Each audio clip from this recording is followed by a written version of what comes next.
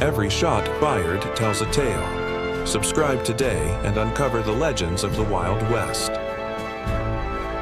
In the rolling hills of Missouri, where the summer sun scorched the dry earth and the rivers whispered stories of past conflicts, a boy named Archie Clement was born into a world on the brink of chaos.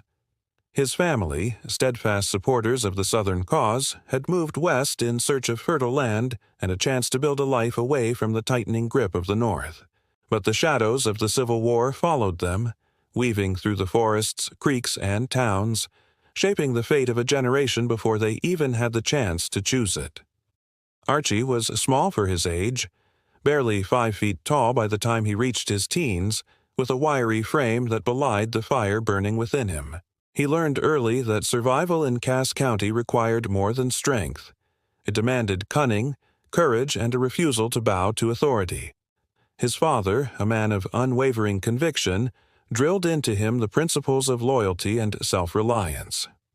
"Son," he would say, "the world respects the bold, not the timid. Stand for what you believe, or die knowing you did not." Those words, simple as they were, became the cornerstone of Archie's life. By the age of 12, Archie had become a keen observer of human behavior. He would hide among the tall grasses along the riverbanks, watching traders, settlers, and soldiers pass through, noting the patterns of movement, the weight of weapons, and the reactions of men when faced with danger. These secret lessons were his schooling in strategy, stealth, and survival.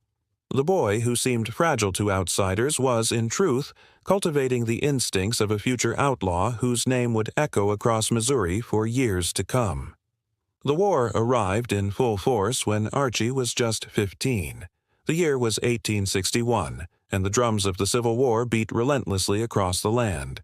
Neighbors who once shared meals now eyed each other with suspicion, and the towns that dotted Missouri became battlegrounds of ideology. Archie, too young for formal enlistment, found his way to a group of guerrilla fighters led by William "Bloody Bill" Anderson. These bushwhackers, notorious for their ruthless efficiency and merciless tactics, became his new family. Within their ranks, Archie's youth was both a shield and a weapon, overlooked by many, underestimated by most, but keenly observant, quick to act, and fiercely loyal. His first encounters with violence were harrowing. The smell of smoke, the cries of the wounded, the harsh reality of survival on the edge of lawlessness, it all carved its mark into Archie's soul. Yet, beneath the chaos, he found clarity. Every skirmish, every ambush, every stolen victory taught him the value of preparation, patience, and cunning. The boy who once played by the riverbanks was now learning the grim lessons of warfare, yet even in these brutal moments his mind remained sharp, calculating the risks, measuring every move. Archie's relationships with his fellow fighters were complex. He admired Anderson's leadership and ruthless decisiveness, but also learned from the quieter, more strategic members of the band. Bonds formed in fire and blood, and betrayals were punished swiftly. In this crucible, Archie Clement evolved. His small stature became irrelevant, his courage and intelligence defining him far more than any physical attribute ever could. Yet it was not only the battlefield that shaped him. Archie witnessed the harsh inequities of frontier life, the corruption of those in power, and the suffering of ordinary people caught between warring factions. These observations planted a seed of defiance within him.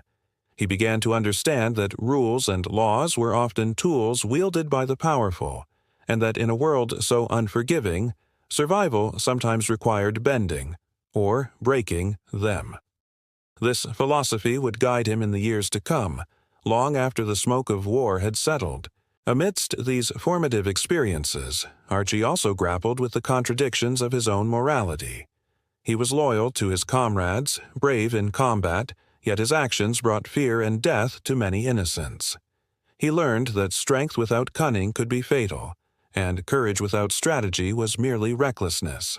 Every night, as he lay beneath the stars, he would replay the day's events in his mind, imagining different choices, different outcomes, and silently vowing never to be caught unprepared. These introspective moments hardened his resolve, transforming a boy into a young man who would not surrender, not to armies, not to authority, and not to fate. By the end of his 15th year, Archie Clement had become more than just a boy from Missouri. He had become a symbol of the restless, defiant spirit that characterized the borderlands. Small, wiry, and underestimated, he carried within him the instincts, intelligence, and audacity that would later make him one of the most feared and legendary figures in post-war Missouri. Every glance, every whispered plan, every cautious step through the woods was a rehearsal for a life that would be defined by rebellion, daring, and a refusal to bow to any power. And so, as the war raged on around him, Archie Clement's journey into infamy began, not with grand declarations or heroic speeches, but with quiet observation, relentless practice, and a steadfast belief that life was meant to be seized on one's own terms. In the quiet corners of Missouri, a rebel was born, and the world would soon take notice. The year was 1861, and Missouri had become a fractured land, a place where allegiances were fluid and danger lurked behind every fence line. Archie Clement, barely 15 but hardened by years of observation and instinct, had found his calling among the guerrilla fighters of William Bloody Bill Anderson. These men were infamous across the state for their ruthlessness, a band of young and older men bound not by laws or loyalty to the Union or Confederacy, but by a shared taste for survival and vengeance. For Archie, joining them was more than a political choice. It was a baptism into a world where every day could mean death, and every decision demanded cunning and courage. His first nights under the darkened canopy of the Missouri forests were a trial by fire. The men moved silently, stalking Union supply lines, ambushing patrols, and slipping away before the soldiers even knew they were under attack. Archie quickly realized that survival was more than strength. It was about timing, observation, and the ability to predict human behavior. One night, crouched beside a creek, Archie watched Anderson whisper orders to his men, eyes gleaming with a dangerous intensity. The older men's faces were scarred and worn, but their movements were precise, deliberate. For a boy on the edge of manhood, it was both terrifying and intoxicating, a chance to test his mettle in ways the riverbanks and fields of his childhood never could. The raids began in earnest. The infamous attack on Lawrence, Kansas, became Archie's first true exposure to the chaos of guerrilla warfare. Flames licked the horizon as Anderson's men tore through the town, targeting pro-Union settlers with a brutal efficiency. The screams of men, women, and children mingled with the crackle of gunfire and the roar of burning buildings. Archie's heart pounded, a mix of fear and adrenaline coursing through his veins. Yet, in that chaos, he moved with purpose, following the lead of men who treated murder as both tactic and ritual. The reality was stark. There was no heroism in this war, only survival and loyalty to the group that had accepted him as one of their own. In Centralia, Archie faced the grim calculus of guerrilla life again. He was part of a small squad ambushing a Union train, a mission that demanded stealth, courage, and split-second decision-making. The air was thick with smoke and dust as bullets tore through wooden cars, and the screams of soldiers mingled with the commands of their own men. Archie learned to anticipate every movement, to spot the slightest twitch of a hand on a gun, to understand that hesitation could mean instant death. It was during these moments that he truly felt the duality of his existence. A boy growing into manhood amid death and destruction, gaining respect for his skill even as he questioned the morality of the acts themselves. But the violence was not without its lessons in loyalty and camaraderie. Archie saw men die beside him, friends he had come to trust felled in seconds by gunfire. In these moments, he discovered the intensity of bonds forged in blood. One comrade, a wiry man named Samuel "Red" Hargrove, was hit during an ambush and fell into the mud, barely breathing. Archie dragged him to cover, bullets whizzing overhead, and for a moment the war faded away. The only thing that mattered was saving a life. These experiences shaped Archie's understanding of leadership, sacrifice, and the fragile line between survival and death. Amid the raids, Archie began to develop a reputation. Even among the hardened guerrillas, his youthful audacity and keen instincts set him apart.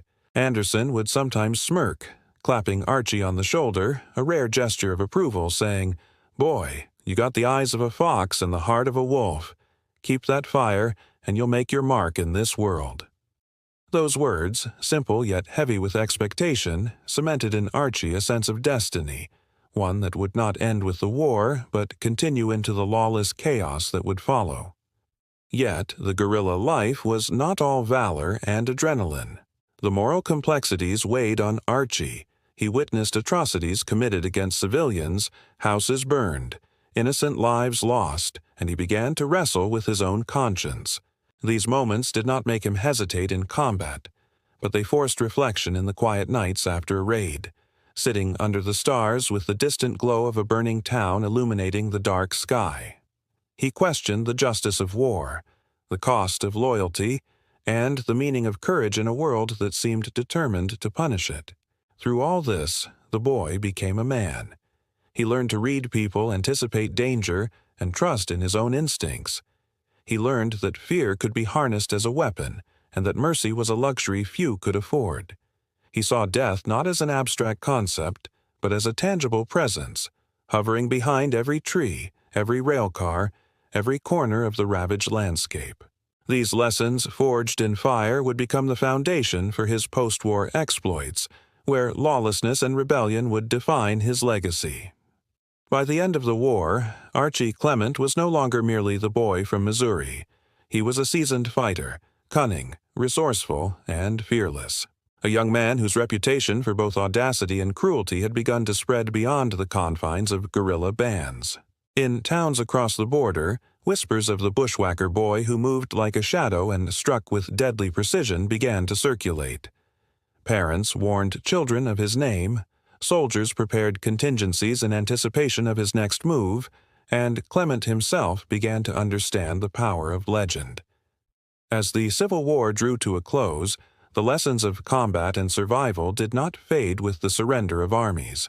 They embedded themselves in the fabric of Clement's identity, shaping a man who would refuse to bow to authority, who would seek his own justice in the chaotic aftermath of a fractured nation.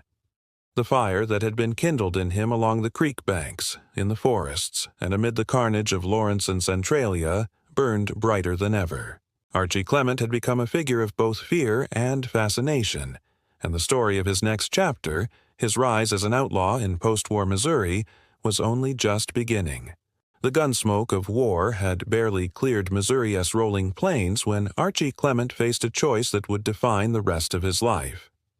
With the surrender of Confederate forces, many of his fellow guerrillas laid down their arms and returned to quiet, uncertain lives.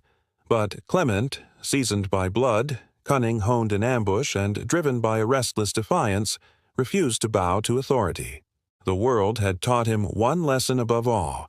Survival demanded boldness, and obedience often led to death. It was time to carve a new path, one that would etch his name into infamy.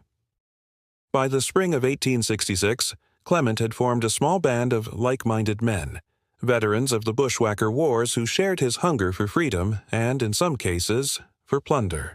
They were a motley group, tall, wiry men who had learned to shoot before they could read, older veterans with scars mapping decades of conflict, and a few desperate youths eager to follow a leader who seemed fearless. Clement was their anchor, a strategist, a motivator, and, above all, a symbol of relentless audacity.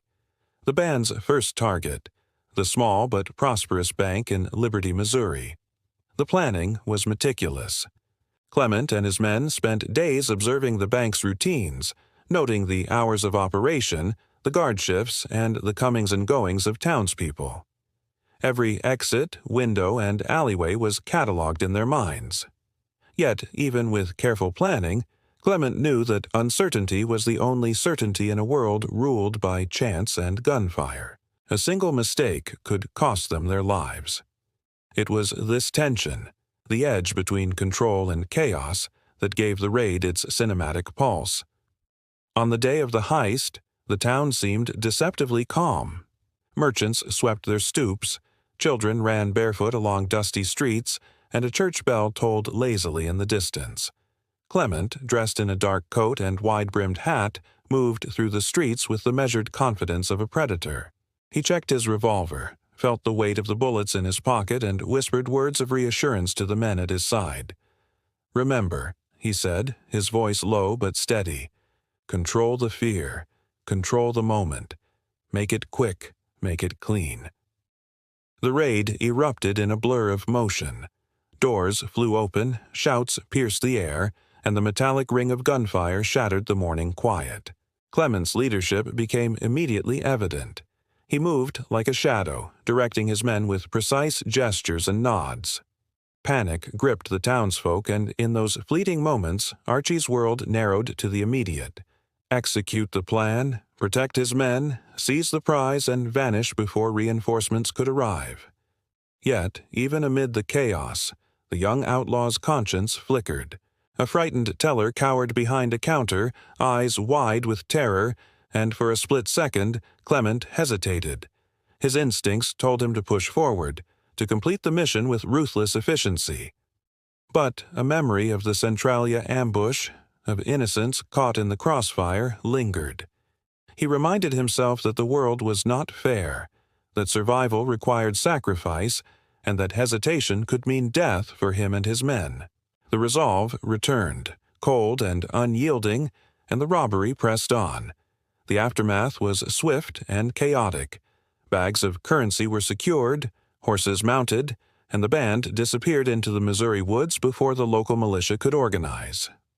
News of the heist spread like wildfire, painting Clement as a figure larger than life, a man whose audacity was matched only by his skill, a ghost who slipped in and out of towns like a shadow. Local newspapers called him a villainous genius, while some whispered of the boy who could outthink even the most seasoned lawmen. His reputation as a fearless and cunning outlaw was solidified, and yet the thrill of the crime was only a prelude to the legend that was growing around him. But Clement's rise was not without consequence. The law was not blind to his actions, and bounty hunters began to track his every move. Each successful heist only intensified their pursuit, and Clement knew that any misstep could lead to capture or death. He adapted, employing strategies honed during guerrilla warfare, false trails, decoy horses, and hidden caches of supplies. Every escape, every narrow evasion only added to his mythos. Townspeople whispered stories of his exploits late at night, some exaggerating, others fearing the truth. Clement's name became synonymous with audacity, cunning, and the spirit of defiance that refused to be tamed. Amid this life of crime, Clement also navigated the complex morality of his choices. He was both protector and predator, sometimes helping those loyal to him while taking what he needed from others. There were moments of quiet humanity, sharing a stolen loaf of bread with a starving family, sparing a frightened shopkeeper. But these were fleeting. The post-war world offered little room for sentimentality, and Clement knew it. Survival, reputation, and legacy mattered more than mercy in the unforgiving borderlands. The narrative of Clement's outlaw years is incomplete without the personal bonds that shaped him. He trusted few, but those he did became fiercely loyal. Among them were men who had fought beside him in the blood-soaked forests of Missouri, men who understood his temperament, his cunning, and his insistence on refusing surrender. These alliances were tested in every heist, ambush, and gunfight. Betrayal was met with swift and brutal retribution, a fact that ensured loyalty and fear intertwined seamlessly in the hearts of his companions. As the months passed, Archie Clement became more than a feared figure. He became a symbol of resistance in the chaotic aftermath of the Civil War. Townsfolk, lawmen, and rival outlaws all recognized the same pattern: a man who refused compromise, a leader who calculated every move, and a ghost who could vanish as quickly as he appeared. The line between legend and reality blurred with each daring exploit, and whispers of Clement's escapades traveled across Missouri and beyond, painting him as a mythic outlaw whose story was only beginning to unfold. By the end of this period, Clement had transformed completely. No longer just the boy who had observed and learned from the shadows, he was now an adult in every sense, strategic, fearless, and relentless. Every heist, every narrow escape, every daring gamble strengthened his reputation and honed his instincts. The foundations for his legendary bloody last stand were being laid, and the stage was set for a series of events that would etch his name into the annals of Wild West lore. In the quiet moments between raids, Clement would sometimes reflect on the path he had chosen. The war had shaped him, the guerrilla bands had refined him, and his post-war exploits had solidified him as a force to be reckoned with. Yet deep down, there remained a spark of that boy who had crouched by the creek, watching and learning. It was that spark, curious, relentless, and unyielding, that would carry Archie Clement forward into the legend that awaited him, the outlaw who would refuse to surrender, no matter the cost. The Missouri nights had grown colder, shadows stretching across the barren landscape as Archie Clement and his band moved under the cover of darkness. Every rustle of leaves, every snapping twig could signal danger, because it did. The law was closing in, relentless, and Clement knew that his survival now depended on more than daring and skill. It required cunning, foresight, and the instinct of a predator. The young outlaw, once a boy learning from guerrilla fighters, had become the hunted, and he reveled in the challenge, treating each pursuit as a deadly game of chess where every move could mean life or death. Clement's reputation had grown beyond the whispers of townsfolk. The Union Army and newly organized local militias considered him a significant threat. Officers traced his movements through the countryside, relying on informants, spies, and the crude sketches of eyewitnesses. Clement, however, had learned well the art of misdirection. He changed horses at night, left false trails in the mud, and occasionally allowed one of his men to be seen deliberately to mislead pursuers. His mind worked like clockwork, each step calculated, each action designed to create uncertainty and fear among those who dared chase him. One evening, near the banks of the Grand River, Clement orchestrated a trap to throw off a posse that had been tracking him for days. He split his small band, sending half down a parallel ridge while he led the others along the main trail, leaving behind signs of hurried movement, a broken branch, scattered papers, and a deliberately dropped lantern. Hours later, the lawmen, exhausted and confused, found themselves following empty tracks, while Clement and his companions had vanished into the dense Missouri woods, silent as shadows, hearts beating with a dangerous mixture of adrenaline and triumph. But the relentless pursuit was more than a series of tactical maneuvers. It was also psychological warfare. Clement understood that fear could be as effective a weapon as a gun. He would occasionally stage small skirmishes near towns, letting the sound of gunfire echo through the streets, ensuring that the local population whispered about his ghostly appearances. Soldiers and lawmen began to speak of him in hushed tones, a shadow that struck and vanished, a phantom whose cunning rivaled that of the deadliest outlaws in history. This aura of mythos, carefully cultivated, served both to protect him and to cement his growing legend.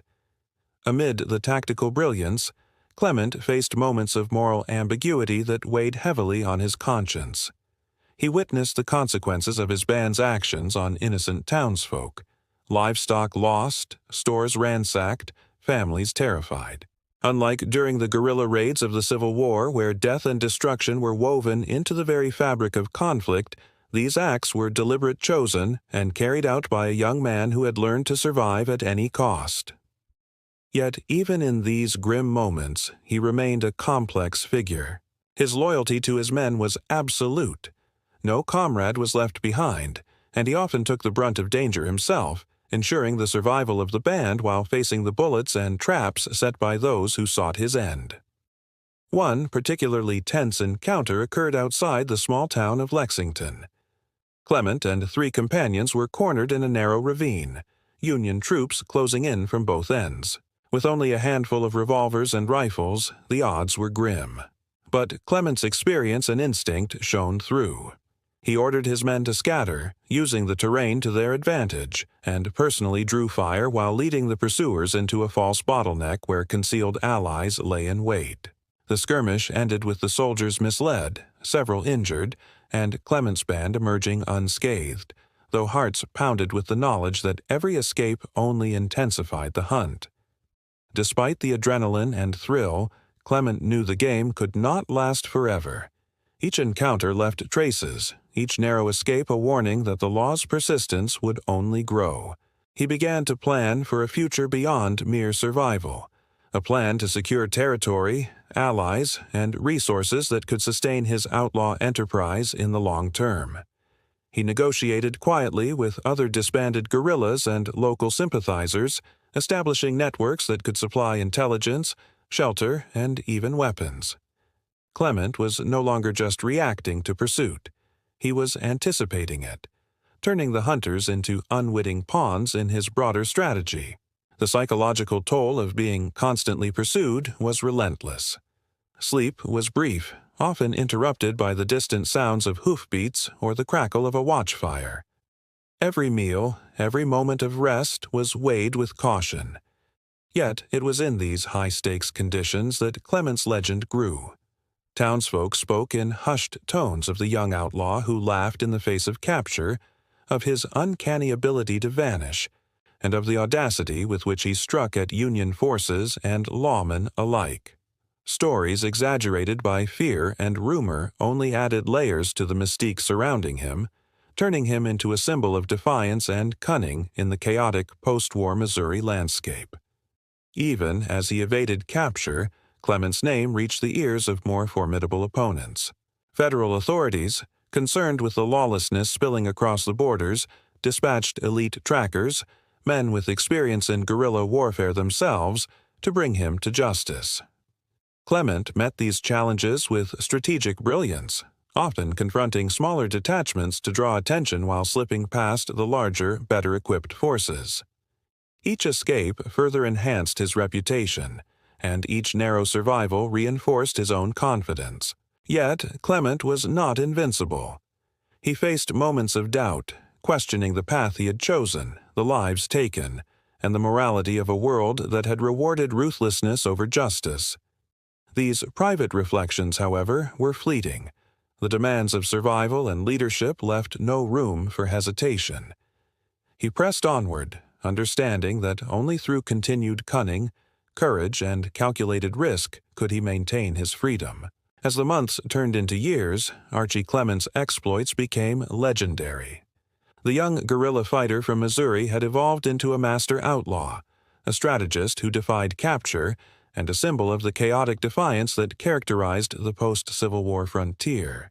His name was whispered in towns, feared by lawmen, and immortalized in the stories that grew with each telling.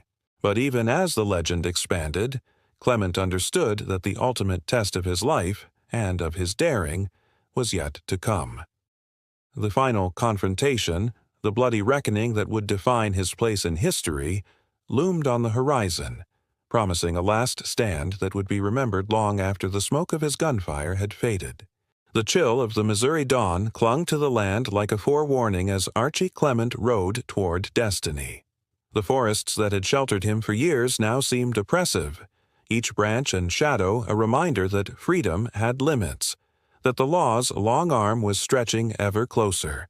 Rumors of an approaching federal detachment reached him through a network of loyal scouts, and Clement knew that his time of evasion was nearly over. Yet, true to his nature, surrender was never an option. For Archie, defeat was measured in hesitation, not numbers. He would face the coming storm on his own terms, or not at all. Clement and his remaining men made their stand near a narrow creek outside their familiar hideout, a place where he had trained, ambushed, and plotted for months. It was a tactical choice. The terrain favored defense, limiting the attacker's advantage and giving his small band a fighting chance against overwhelming odds. The trees stood as silent sentinels, their leaves whispering secrets of countless guerrilla skirmishes past. Clement, mounted and calm, surveyed the ground with sharp, calculating eyes. Every rock, fallen log and ridgeline became a part of his strategy, a weapon in the battle that would decide not only his life but the enduring legacy of the outlaw who refused surrender. The Federal forces arrived with the sunrise, a disciplined line of men moving through the mist. They had heard of Clement's cunning and ruthlessness, and their mission carried both the weight of justice and the fear inspired by the outlaw's legend. Yet, as they approached, Archie's confidence radiated from him. He was no stranger to being outnumbered, no stranger to turning fear into tactical advantage. He gave a signal, subtle but precise, and his men took positions with silent efficiency. The air thickened with anticipation, each side aware that a single misstep could lead to death. Gunfire erupted suddenly, shattering the morning calm. Clement's men engaged with precision, using the natural cover to their advantage, forcing the attackers to slow and expose themselves. The crack of rifles and the thunder of revolvers echoed through the valley, mixing with the shouts and the scent of gunpowder. Clement moved like a shadow among his men, firing, retreating, and then appearing in unexpected positions. Every maneuver was designed to maximize chaos, to create confusion, to give the illusion of a larger force. The fighting was brutal, relentless, and cinematic in its intensity, a blur of smoke, steel, and raw survival instinct. Despite their valiant effort, the odds were insurmountable. Federal detachments flanked the band, cutting off escape routes one by one. Clement fought with the ferocity of a man who had nothing left to lose, his revolver barking defiance against the approaching tide. His men fell around him, each loss a hammer blow to his heart. Yet he continued. The legend of his cunning and invincibility now faced its ultimate test. Each bullet that tore through the morning air was a reminder that myths have endings, and that every life has a finite line. At the height of the chaos, Clement mounted a desperate charge, attempting to break the encirclement. His movements were swift, calculated, and daring, yet the sheer numbers of his opponents proved overwhelming. A hail of gunfire struck him down, sending him sprawling into the muddy bank of the creek. For a moment, the forest seemed to hold its breath. The outlaw, who had eluded capture for years, lay wounded, bloodied, yet defiant. His eyes, sharp and unyielding even in pain, scanned the battlefield, a silent promise that his spirit would endure beyond flesh and gunpowder. As the dust settled, Clement's surviving companions surrendered or vanished into the woods, leaving him to face the final moments of his life alone. Federal officers approached cautiously, wary of the outlaw who had eluded them for so long. Clement raised his hand slightly, not in surrender, but as a final gesture of unbroken defiance. Witnesses would later recount his calm gaze, the same steady determination that had marked every raid, every escape, and every confrontation. In that moment, he became larger than life, a symbol of relentless courage and refusal to bow, even in the face of death. Clement's end was brutal yet inevitable. The bullets that struck him finally silenced the man who had become a living legend. Yet, in death, he achieved what few outlaws ever could: immortality in the stories whispered along the Missouri frontier. Tales of his daring raids, strategic genius, and unyielding spirit spread far and wide, growing with each retelling. Townspeople, lawmen, and fellow outlaws all remembered Archie Clement as the man who refused to surrender, the outlaw who fought to the bitter end, and the legend whose shadow lingered long after the smoke cleared. But the story of Archie Clement does not end with his death. His exploits inspired fear, respect, and a twisted form of admiration. Letters, memoirs, and later accounts painted him as a symbol of defiance, a figure who challenged authority and survived on wit, courage, and an almost supernatural intuition. Historians would later debate his morality, the necessity of his crimes, and the myth-making that surrounded his legend, yet no one could deny the impact of his actions on the turbulent post-war frontier. For the modern audience, Archie Clement represents more than a historical footnote. He embodies the complexity of the Wild West, the blurred line between heroism and villainy, the relentless pursuit of freedom, and the costs exacted by a life lived at the edge of society's rules. His story, though steeped in blood and violence, serves as a cautionary tale and a testament to human audacity, reminding us that some legends are forged not in comfort, but in defiance, cunning, and sheer willpower. If you've been captivated by the daring life and tragic end of Archie Clement, make sure to subscribe to our channel to explore more untold stories of the Wild West, the outlaws, lawmen, and legends who shaped history. Hit the like button and turn on notifications so you won't miss the next story of audacity, betrayal, and heroism in the untamed frontier. Each story brings the Wild West to life in ways you've never heard before, straight from history, seasoned with legend, and woven into the gripping tales our channel is known for.